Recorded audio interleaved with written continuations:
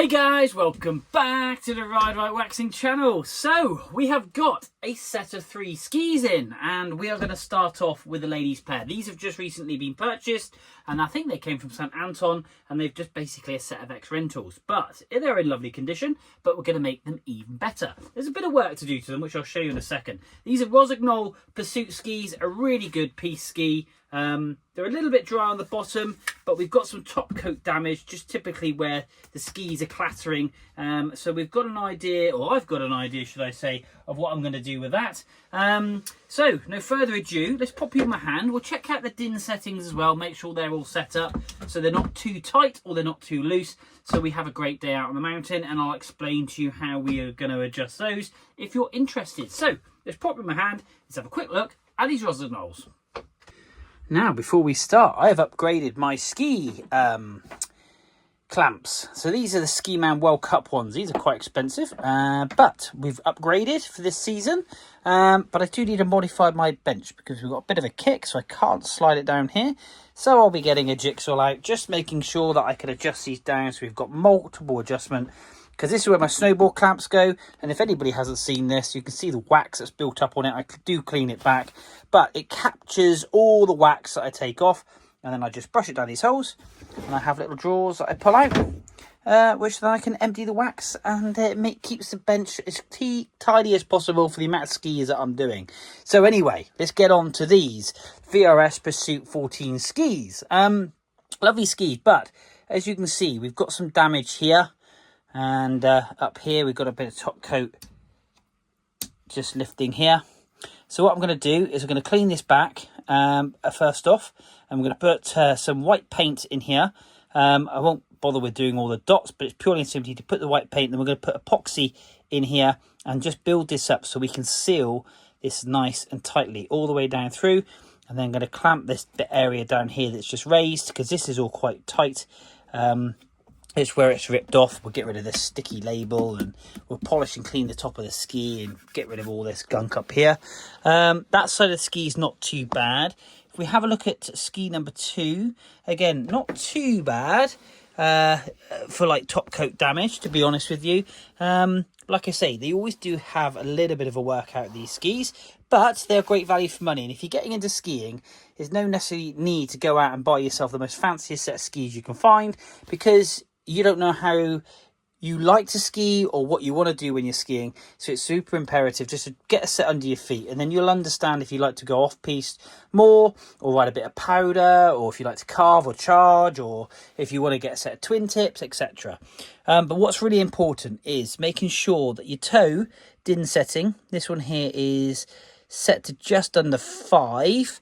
And this one here is set for just under 5, which is kind of like a mediocre, which is just perfect. This lady isn't an advanced skier. Obviously, the more advanced you get, you want them cranked up to 8 or 9. For the simple reason you don't want the boot to release too easily when you're charging and carving hard, because your boot can pop open. So it's super important. On the back here, we've got very much the same. We've got a 5 and a 5 as well.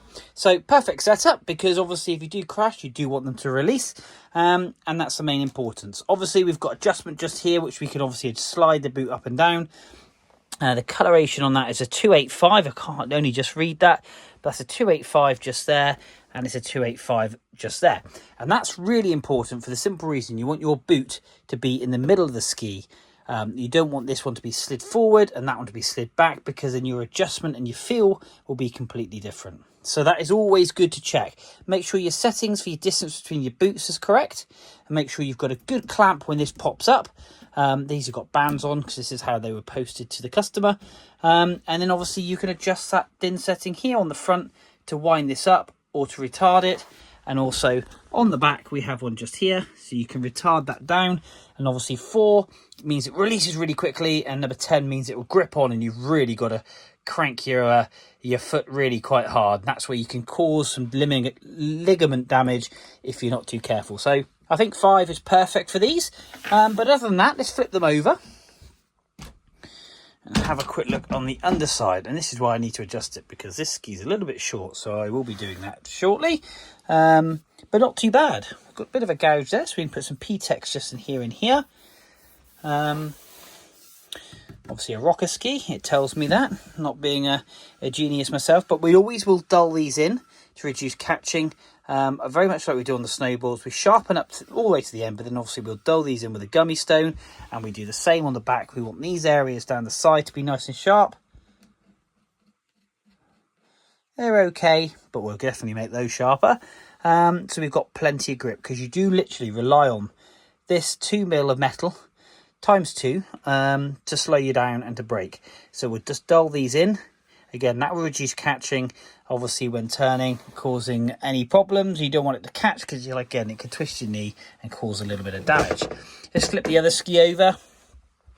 Again, not too bad. We've got some bit of scoring just here, so we'll get that base scraped, because there's quite a high, as you can hear just there, high bit.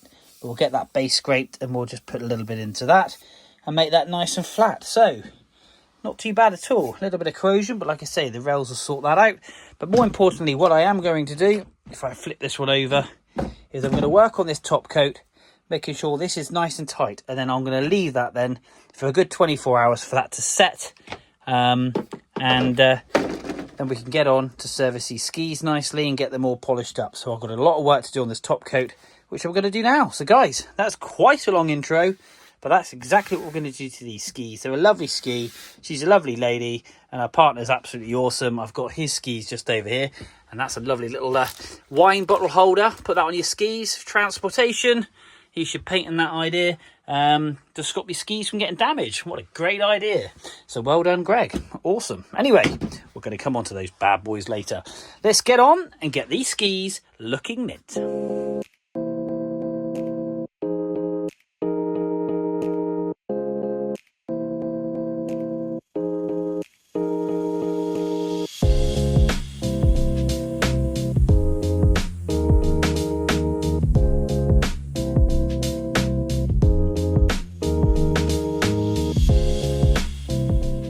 So here we are. That is now all repaired. So we've put some colour in the actual top coat, and then we've epoxied that, and that is lovely and smooth now. So we've got no gouge. It's all level, and it's all sanded, and it looks lovely. And we've just done that, and we've carried that on down here as well, and we've sealed this area here. And there's a little nick just down there, which I've still got to just sand back, which is this one just here. But more importantly, it's done. We've got all the sticky residue off the top of the ski. So we're going to give the top of the ski a good polish and a good clean. But the main thing is that is now all fixed. And we've made it as white as possible, albeit the epoxy does put a creamier kind of texture to it. But the main thing is that's fixed. That's no longer as bad as what it was, which is great. So we're going to get on, polish this top coat up, and get on and work on the base of these skis. Let's stick some tunes on. Let's crack on with these awesome Rossignols.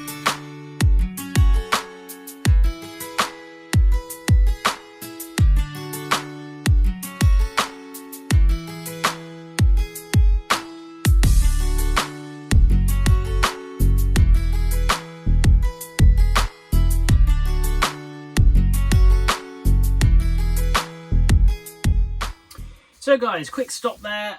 These rails, the Rossignol rails, are lovely to sharpen. I don't know kind of what the metal is made out of, but you can get such a sharp edge. These are like razor sharp. You get a good level of material off, and you just really get that defined edge, which is absolutely awesome.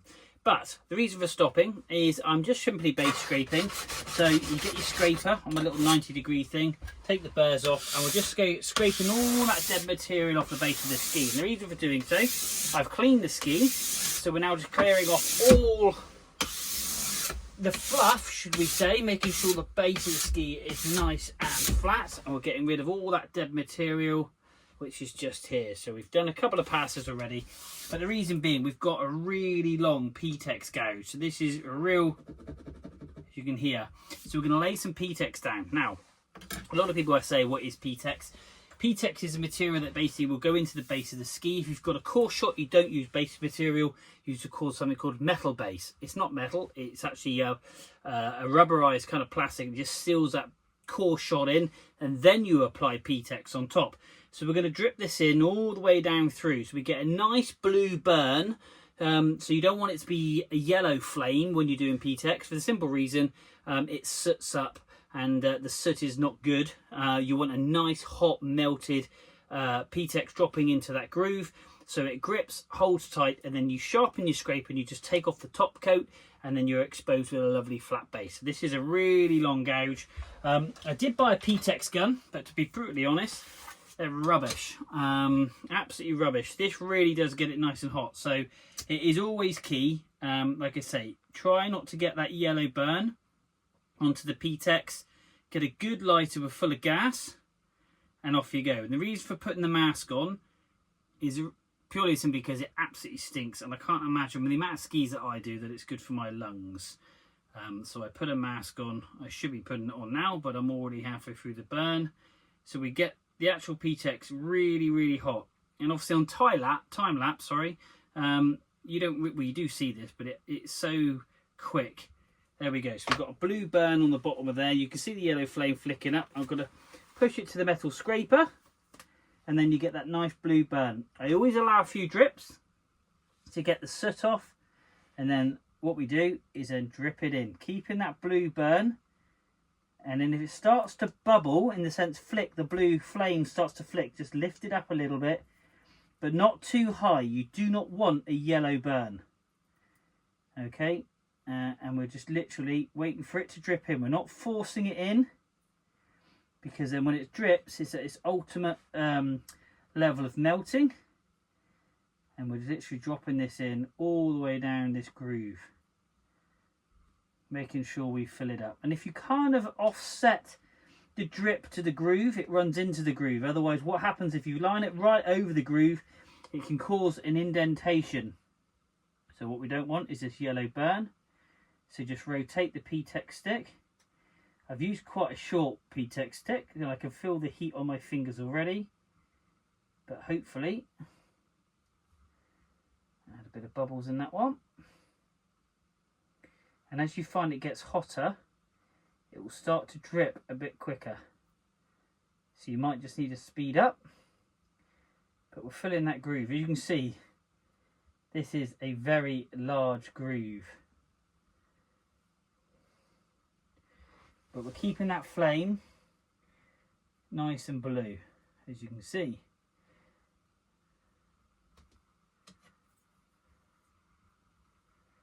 All the way down to the tip. Okay, so we've got another couple up here. So we just dropped it onto the scraper, keeping that blue burn.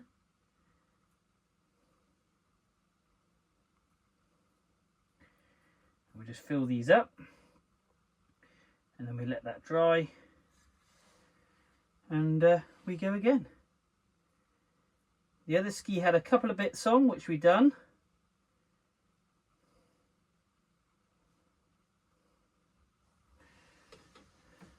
You tend to find the shallow ones don't really work, because you will end up pulling the PTEX out. So it's just really for the deep ones that you really want to kind of concentrate on. I think pretty good there. I think we did have one drop just up here. And that's the other thing. Obviously trying not to get the black PTEX onto the white. So there we go. So as you can see, there's the smoke. And what you don't want to do is breathing that in. And what you definitely don't want to do is drip that PTEX on your hand, because it absolutely kills. It's so hot, and it carries on burning. As you can see, when I put it onto the plate, the blue burn will just keep burning. And when you drip that on your hand, it just keeps burning. So we're going to let this set. I'm going to go back to time lapse. I just thought I'd explain a bit of PTEXing there for you. Like I say, you see a big raised area just here. Let me just lift it up so you can see it a second.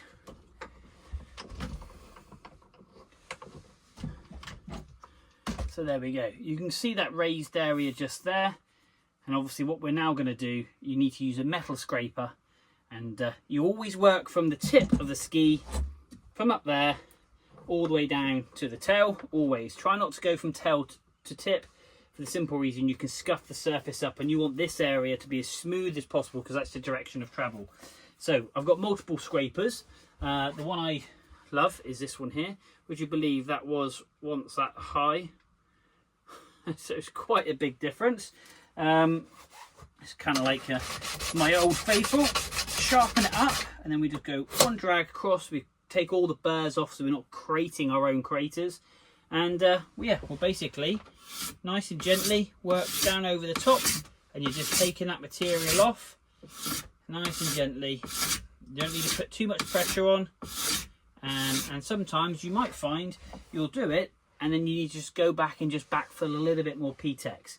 But anyway, I'm not going to watch you, we'll let you watch me do that. But there's your PTEX. Look, it's like dust.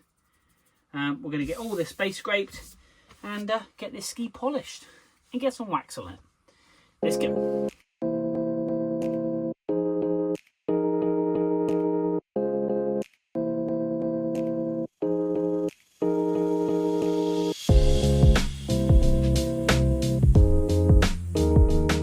Guys, so these VRS Rossignols are all sat and the wax is ready to come off of these bad boys. We've sharpened these up. These are for a very, very nice young lady to go ripping with the other two sets of awesome Rossignol Reacts and the Solomon S Max just over there. And yeah, it's going to have an epic time. We've dull and tipped the ends in. We've sharpened them all up as we do with all the skis. And these are super sharp. And the reason being, we've gone in a little bit further because I want to be them a little bit more forgiving, but yet nice and sharp, so she can be very confident on those edges, and she's been confident putting turn in, but also making them nice and quick, so she hasn't got to pole so much. She gets a little bit more push out of her ski, and can have a really good time on the mountain. Like I say, whenever you put your skis on after they've been serviced, the very first time you drop them down, because you haven't been on them for a year maybe, it always feels a bit skittish. It's that muscle memory. But what's really, really good is she'll be able to plateau and obviously carry some speed. Hopefully then being a little bit more confident. I tend to find the slower you ski, the more complicated and more cumbersome it is. The quicker you're going, you can shallow out your turns and you've got a lot more control, in my opinion. But anyway, we're going to crack on and we'll get these skis looking absolutely popping.